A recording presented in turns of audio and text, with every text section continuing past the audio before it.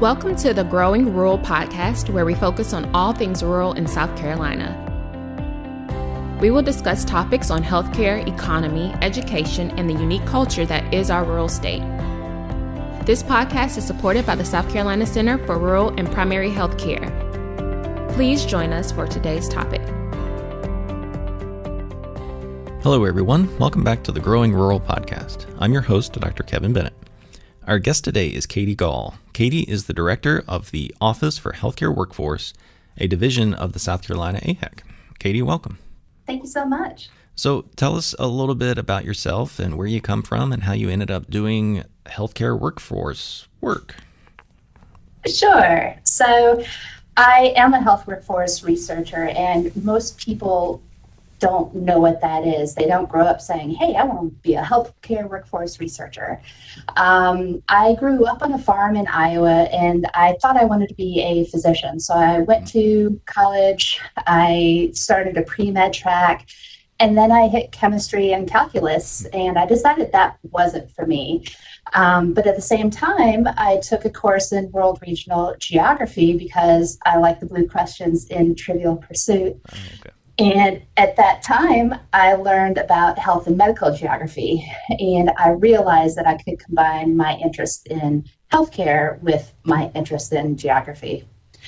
So I went on to graduate school, and I became a graduate research assistant for the Rural Health Research Program at the Shep Center of Health Services Research at UNC Chapel Hill.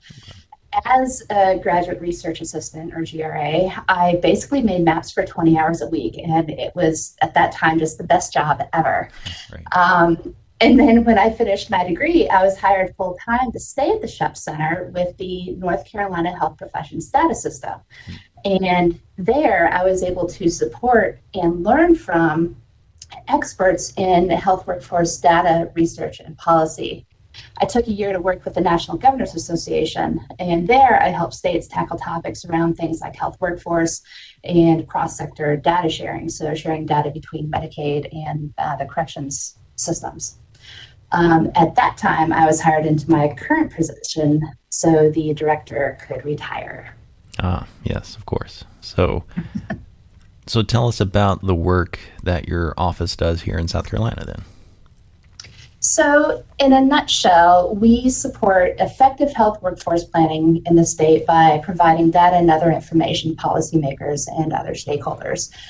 My team works with the state to track licensed health professionals, so like we can understand and nurses and physicians, nurses, dentists, pharmacists, therapists, all sorts of providers. And we do that so we can understand how many of which kinds of these professions we have and what specialties and in what locations across the state. Right. So we can tell the number in our rural areas, for example, versus our more urban areas. So our bread and butter product is our South Carolina Health Professions Data Book, which we release about every 2 years. This book provides county and region data on the health professions we track, but it also includes data on the population, health status indicators like infant mortality rate or percent of the population with diabetes. We have facility data like general hospital beds, and then some socioeconomic data related to health, like the number of uninsured people. And then beyond that, we produce reports on specific professions to help people understand that profession more and where they're located and understand more access to care issues around those professions. Right. So who are some of the users of your data and your work? So there are a lot of different kinds of stakeholders. Our primary audience, I would say, are the policymakers. So our hope is that our information helps policymakers understand healthcare workforce issues, and that includes issues around higher education, and then rural incentive grants. So how can we attract more providers to rural areas? So policymakers would be one audience. And then our state government, so folks at DHEC use our information.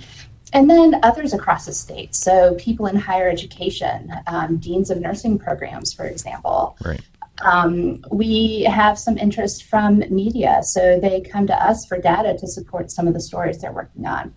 And then we help other individual providers and even students when they have health workforce data needs for their own research projects. Yeah, that makes a lot of sense. So give us a good example of something that you feel like you were like, somebody used our data and something good came out of it. I want a good success story. So we recently released a report on the diversity of the state's healthcare workforce. And just a little spoiler alert, our health workforce is not as racially and ethnically diverse as our state's population. Right. And that's pretty common actually across the US. But people are using this report to highlight the diversity of the workforce and try to develop ways to help increase that diversity. And this goes all the way down into the pipeline in our elementary, middle school, and high school programs. So how can we identify and support students early in the pipeline to prepare them for a career in healthcare? And encourage them to consider it to begin with, right? Right. And to help support that, we need to understand who our providers are in these areas, particularly the rural areas, so we can get these students to go back to where they grew up. Right. And if you don't see a provider that looks like you or has a similar background to you, you don't necessarily understand you can be that kind of provider. Right. So it's all about that role model. That exactly, and that extends to higher education too. So, how many department chairs or deans or professors are from a diverse background? Right. So, lots of far-reaching implications. Yeah, and there's a lot of research out there about that match between a patient and their provider, if they are similar gender, race, ethnicity, age, all those kinds of things, that healthcare tends to go better. They can open up and they get better quality of care, and and frankly, some people are more likely to go if there's a match there. So that's vitally important. Exactly. It's called racial concordance, and it helps foster trust between the patient and the provider and helps improve communication. So you mentioned the pipeline. What do you think? What are some other reasons why you think we're not as diverse? Where are the other barriers there that are preventing that? So in the research and review that we did for this publication, we were finding a lot of information about support in the education system going back as early as elementary school. And kids from diverse backgrounds are treated differently than, say, white children. And that has a deep impact on their learning trajectory going forward. And then there are also schools that are simply under-resourced and sometimes just aren't able to provide the type of support that students need. So we know that there are disparities in testing and standardized testing. Especially and MCAT and those, even just to get into med school, for example. Right, but even before that, so the standardized test you take in high school, and that impacts perhaps your ability to get into college. Right. Before you even think about the MCATs. So many gateways to get through to get to success, right? Exactly. And then once you take the MCAT, you still have to make it past the admissions committee at medical schools. And many admissions committee use the MCAT scores as a filter to separate the higher test scores from the lower. So, and if students aren't necessarily testing very well, they may be a perfect candidate for med school in every other way. Just except for that test score. Right. Except for the test score. Right. So, when people think about healthcare workforce, I think they think of physicians. They might think of nurses. But, reading, especially your diversity report, there were a lot of, I don't know what we call them, ancillary support or other healthcare workers that had larger gaps, I would say, and still have huge needs and provide vital services, respiratory care, social work, occupational therapy. pharmacy techs. What do you think's going on there? I'm not really sure. Right. It might be an effect of students not knowing what these professions are. Mm-hmm. So a lack of exposure to health careers in general. Right. People tend to know, as you said, physicians, nurses, dentists, and they can see them so they can be them. Right. Right. But if they don't know what a respiratory care practitioner is, a respiratory therapist, or a social worker, they don't know that that's something they can go into. And by the time they learn about it, maybe it's past the time where they would normally be applying to colleges or graduate schools. So what else can we do to, I guess, loosen up these pipelines? How do we turn on the spigot, so to speak, and give everybody a better opportunity? I think it's just finding ways to continue to support our students and expose them to health careers, Mm-hmm. and just the supports they need to learn good study habits, understand how to navigate college admissions processes and Right. financial aid processes. I know that there are several programs in South Carolina that help students with that. We have a few programs at South Carolina AHEC that support our health careers programs. So our regional AHECs support high school students. They expose them to job shadowing opportunities and help them in other ways. And the technical schools have some programs to expose students to health careers. So I think it's continuing to implement programs like that to Mm-hmm. support these students as they grow up into our potential future health workforce. And then there are some national movements. Back in, I think, February, there was a documentary called Black Men in White Coats that Mm-hmm. was released. And this is a national movement led by Black physicians. Mm-hmm. And it's really pretty incredible. And so that's another movement that helps expose kids to these careers and helps them see that they can be a physician. Right. And I would think one of the problems with pipelines is that it just takes a long time to see if it works, right? You could start something in elementary school, but you're looking at a 20-year window to see what happens, right? It does. And that is really pretty hard to track. Right. So some states have these well-developed longitudinal education data systems that track students from kindergarten or even before kindergarten out through high school on into higher education in the state. And then some states have a system that tracks them into the workforce. Kentucky is one example. They're kind of the gold standard for this type of data system. So, but with data systems like that, you get into a lot of privacy issues, Mm-hmm. and it's hard to do. There's trade-offs everywhere. Right. Right. Do you think, you mentioned the Black Man White Coat initiative, are there other opportunities with media, social media, to help encourage, facilitate, educate, get more folks into these professions? Sure. I think there are all sorts of opportunities out there. I think it just takes people recognizing that there is a need, Mm-hmm. understanding how to communicate with students, and then understanding ways to support them. So it's more than just having an idea. You Right. have to get the idea out there, but then find ways to implement it.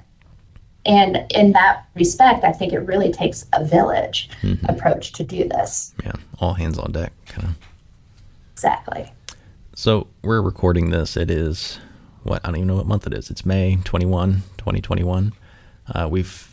We're emerging from the COVID pandemic. We feel like we're in good shape, vaccination rates, all that kind of good stuff. We're not really sure what happened to the healthcare workforce this past year. We hear a lot of anecdotal evidence. We can talk about that in a minute. But, I'm curious, before COVID hit, what did you see as kind of our top healthcare workforce issues in this state? What were the big ones that you were seeing before this? Prior to COVID, I was hearing ongoing issues about the nursing workforce.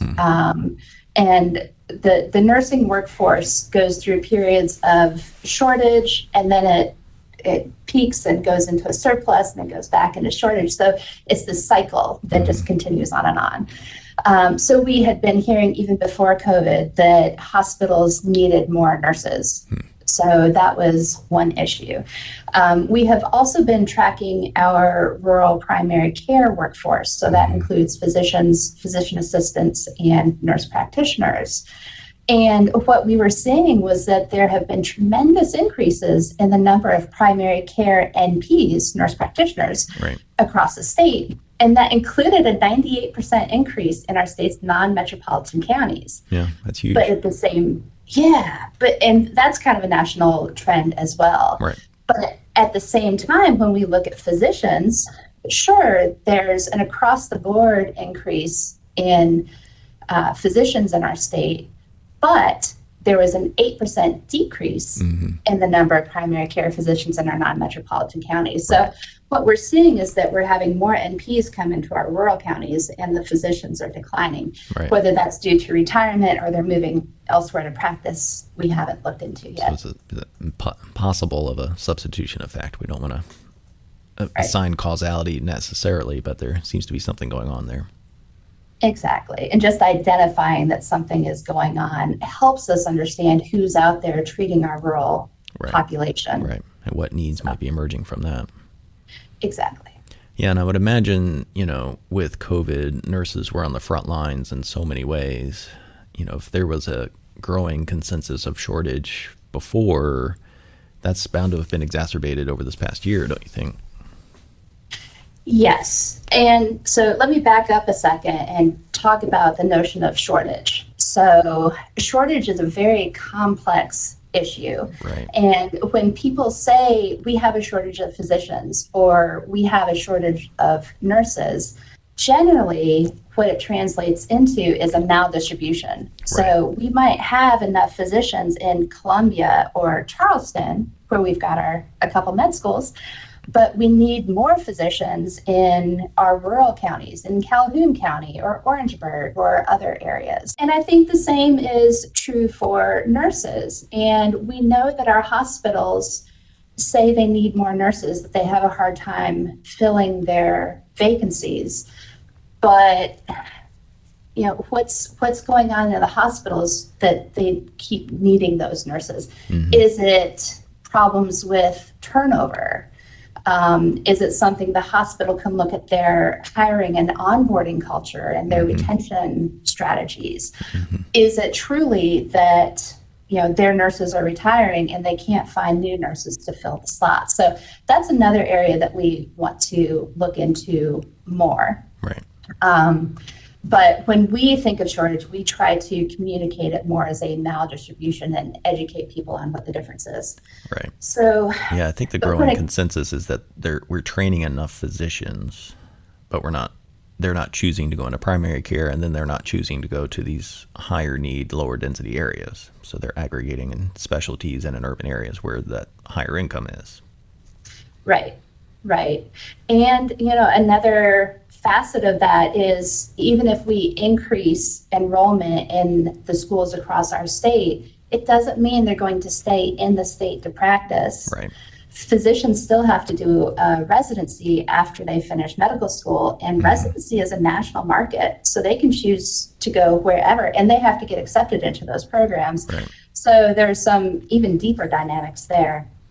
Yeah, and I know that with AHEC, you all do several things to try to retain workforce, incentivize folks to work in rural areas, those kinds of things, right? Right. So South Carolina AHEC supports the state's family medicine residency programs and provides, I think, some professional development for faculty, and we support residents in those programs too.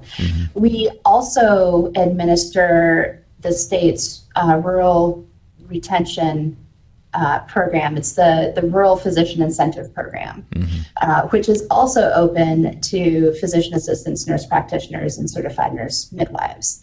And then there's also a program to support dentists and dental faculty Right. with incentive grants. And those grants don't have to be used to pay back loans. They're just So the general student grants to. Right, right. And so maybe they can use those that funding to put a down payment on a house, Right. which may keep them in the community longer than just paying off a loan. Right. Establish some roots and. Right. Kind of circling back to the shortage question and the maldistribution discussion. I know nationally there's I don't know if it's a philosophical debate on how do you actually measure what you need, right? What is we talk about physician to population ratios, for example. And I know you use those in your work. We use them. Everybody uses them. But how do we know, okay, you're lower, but does that mean that you have a higher need, or is it just you have a lower demand? How do we balance that? How do we get to the more fine tuning of figuring out what a community actually needs and trying to meet that need?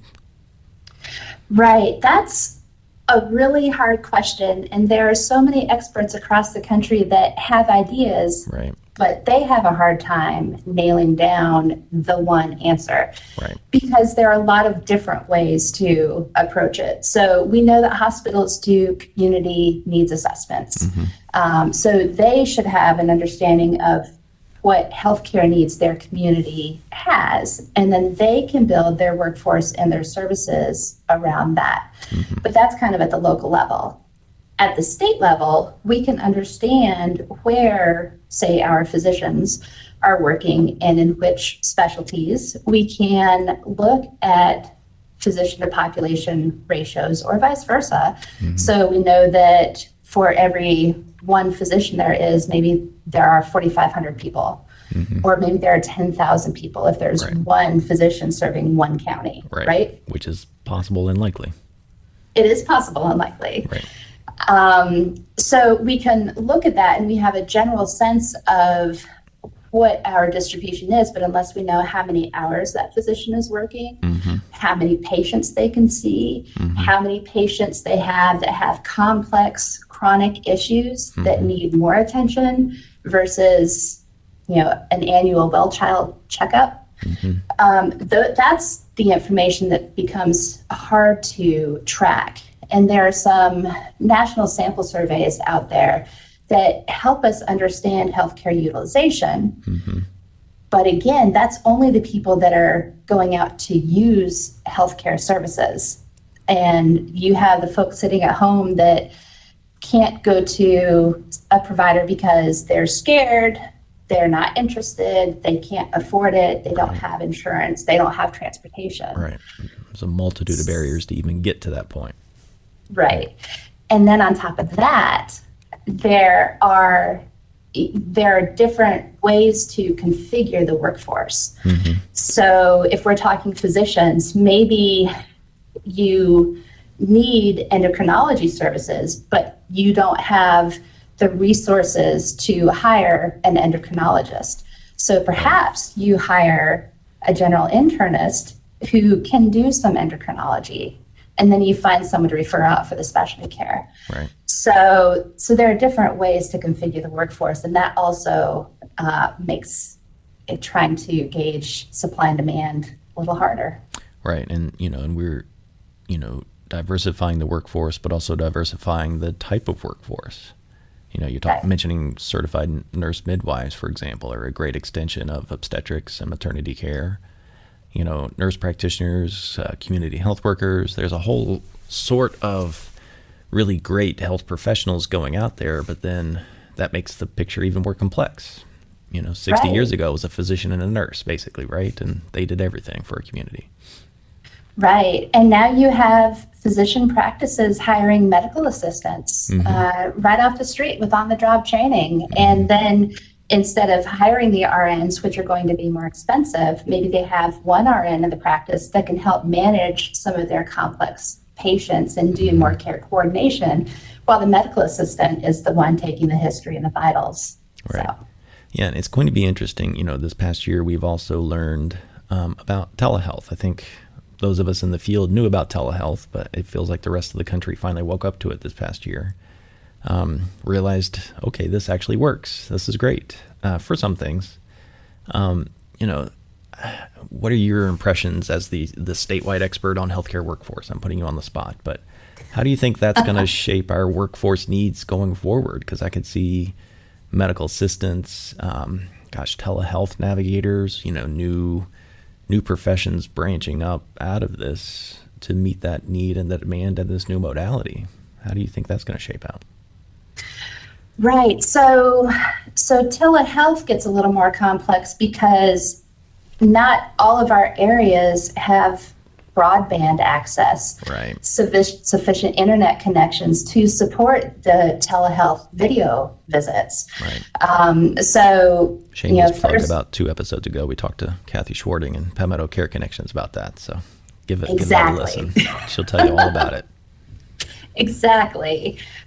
So that's one barrier. And then another issue is reimbursement. So how do you get paid to provide a telehealth visit? Right. And many states reimbursement policies follow Medicare. So it'll be interesting to see how Medicare payment policies change after COVID. Right. A lot of the policies changed during COVID, so that we could provide these visits without people having to come in. I think a lot of those are going to stick around. Yeah, that's what it seems to be. That momentum is carrying forward with this administration. Right. And then as far as how that impacts workforce, as long as the money's there, then we can train people to do more telehealth and understand how to communicate with patients through the computer through the phone, and monitor those folks. Because that's a different interaction. We've all, Zoom fatigue is now a lexicon added to our vocabulary. How do you manage a good patient visit via Zoom? It's a very different encounter than face-to-face. So it takes a different skill set, different training. It's a whole different ball of wax, right? Right. And beyond that, just helping people on the other end of the camera understand how to get through technical difficulties. Hey, my audio doesn't work. Well, do this first and then this. So it's a little more than just healthcare too. A little tech support in there too. Yeah, and that's not insignificant. And being able to do it via phone, talking about regulations that were loosened up, allowing FaceTime for a billable encounter was allowed during COVID for a lot of things. Whether that continues or not, or should continue, is open for debate, I think. But that opened the door for a lot of people to access it that otherwise wouldn't have. Right. And then I guess one more piece for telehealth is interstate practice. So if I am in South Carolina, but I want to talk to a provider in Georgia, can that provider treat me if they're not licensed in South Carolina? Right. So that's another regulatory implication here. And that also has implications on how we are able to count the health workforce in our state. So our data would not count that provider in Georgia, even though they're providing services to someone in South Carolina. Right, because they're not licensed here. Right. Yeah, and that, for those of you that don't know, that's each state does their own licensure for their workforce. There's not a national license for them. Right. There are interstate compacts. So the best known one is the Nurse Licensure Compact, where if you are licensed in a state that participates in the compact, you can practice in any other compact state without becoming licensed in that state. Right. And now there's a medical compact where it's not that you can just go and practice in a participating state. I think it's an expedited application process. Yeah, you're still licensed in that originating state, but other states will look at that and say, okay, we'll accept that with a brief form or some other sort of regulatory, but it still originates in that one state, which they're responsible, and then they can retract it at any point too, theoretically at least. Right. Kind of circling back to COVID and some of the things we talked about, I think you mentioned this as well, but burnout has been an ongoing issue in the healthcare workforce. And it's just this concept of, working long hours, hard hours. Healthcare can be stressful, if you're dealing with people in pain and death and dying and just different issues. It's not always a great outcome when you're seeing patients. And, what do we do to help support our workforce? And what do you guys have on your docket that help with burnout, help with training, education, resources, those kinds of things? Right. This is a topic that is getting so much attention now. And it's actually garnered a lot of attention just over the past several years, too. So this isn't new. It's just that COVID has exacerbated existing conditions. I think through AHEC, we can offer trainings to support students and practicing health professionals with strategies to deal with stress, mindfulness, other strategies, so that they can mitigate the effects of potential burnout, help foster more resiliency with the healthcare workers. I know that this is something that hospitals and other large employers are looking at. They want to find ways to support their healthcare workers too. Through COVID, anecdotally, I have heard that a lot of the stress and the burnout has come not only to the long hours and everything that they've had to deal with in terms of sickness and death, but also the lack of available PPE. So having enough masks and gowns and not having to reuse all these. So are there ways that we can try to, compile more PPE for the workers to use? Those resources that alleviate the stress, right? Exactly. And I know there are folks out there looking at that. Yeah.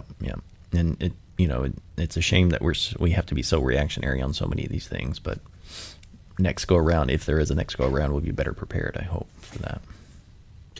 Yeah. Right. I'm curious too, and you may not have a good answer to this, but talking about anecdotes coming out of COVID, but I've heard a lot of practices and hospitals struggling to maintain their front desk staff, their administrative staff, doing check-ins, doing checkouts, even janitorial staff. There's lack of PPE, the stress of the virus, lack of childcare, people just stepping away from those jobs out of necessity or whatever need there was, and practices are struggling with that. I don't know if that's on your radar as a healthcare workforce need, or nationally if that's on the radar of including front desk staff, billing staff, registration staff as part of our healthcare workforce to monitor and track as well. Right. So the issue that we would have in trying to track those folks is that they're not licensed. Right. So the professions we track, we get good data on 100% of that workforce because we can collect data through licensure. Right. So we can't necessarily tell the numbers of front desk staff or custodial staff or medical assistants or other folks like that. The places like the South Carolina Department of Employment and Workforce should have a lot of that information through employment and unemployment records. Right. So that might be one thing that we could look at, one data source. Right. And then nationally, it would be the Bureau of Labor Statistics or the American Community Survey. Right. But it depends when the data are collected and reported. It's hard for us to quantify how many front desk staff, for example, that we've lost in the last year. Right. But we do know through some work that was being led by the Shep Center for Health Services Research, and which South Carolina AHEC partnered on, we know that providers in our rural areas really are struggling. And I haven't seen the examples personally, but it sounds like they're just heart-wrenching situations. And some of these practices haven't been able to sustain and stay open. We've talked a good bit about some of the challenges, and especially in rural areas, about lack of providers, closures, things like that. But I always like to ask people, what are the good things in rural? What have you seen that you really love about rural, especially in the state? I guess first and foremost, just the people and the communities. Our rural communities are so rich in culture and history, and they're kind, and the people are just so good, whether it's the residents being treated or the people providing the care. And I think that in our state, we have so many good supports for our rural areas. We have AHEC, we have the South Carolina Office of Rural Health, we have your Center for Rural and Primary Healthcare. We have all sorts of things across the state to help support our folks there. So I feel in many ways we're all rowing in the same direction. And at the state level, that is just quite amazing to see. Yeah, see that investment. It's a good sign. Right. Long overdue. Right. And I'm not looking for a technical answer to this. You and I could talk technical answers to this all we want, but I'm curious how you define rural. If somebody didn't really know what rural South Carolina was, how would you define it without using words like RUCA or census tract? Oh gosh, there are a gazillion definitions of rural, and you're right. I would probably default to a technical answer, because some definitions are used to base funding decisions on, especially at the federal level. So, but I think when I think about rural, I think about where I grew up. I grew up about 25 minutes outside of a big university town, but it still felt rural. You knew everyone in town. They knew all about you. There was one stoplight, if any. And, you just, everyone knows everyone, and they pull together. So I think really it comes down to maybe a defined sense of community, and having the ability to rally around and support everyone. Not that people can't do that in urban areas too, but rural seems a little more self-contained. Right. No, that's a good definition there. I like that one. So anything that you want people to look out for from your office? Anything coming out soon, or any interesting data you have coming out soon? Yeah, we've got some good stuff going on. Earlier, I mentioned that we produce a data book about every 2 years. Our newest data book, we're hoping to have ready by the end of June, maybe early July. And that will contain data from 2018 and 2019, which is the most current data we have available through the state.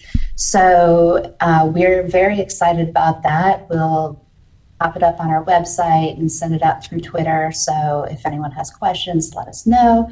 And then we're also working on a couple different projects. We are working on a report to describe the advanced practice registered nursing workforce, which includes nurse practitioners and certified nurse midwives. We have some more reports up our sleeve to look at diversity. So we did a report on statewide diversity. Now we want to compare racial and ethnic diversity between rural and urban areas and see if there are differences there. And then building on that Black Men in Fight Codes documentary, we hope to do a short brief on Black male physicians in the state.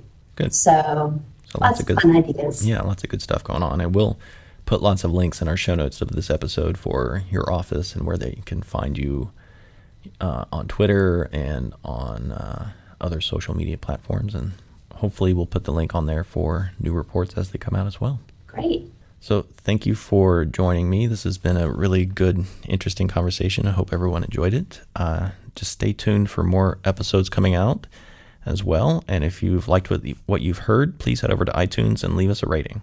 And if you have any ideas for guests you'd like to hear on our program, let us know. We'd love to hear from you. Thanks, everybody. And that's all for today. Thanks for listening to the Growing Rural podcast. If you found the content valuable, please leave a rating on iTunes or Spotify so others can find us. For more information, please visit our website at sc.edu/rural healthcare or follow us on Twitter at SC_CRPH. This was recorded at the University of South Carolina School of Medicine in Columbia. It is edited and produced by Sean Riffle. Y'all take care.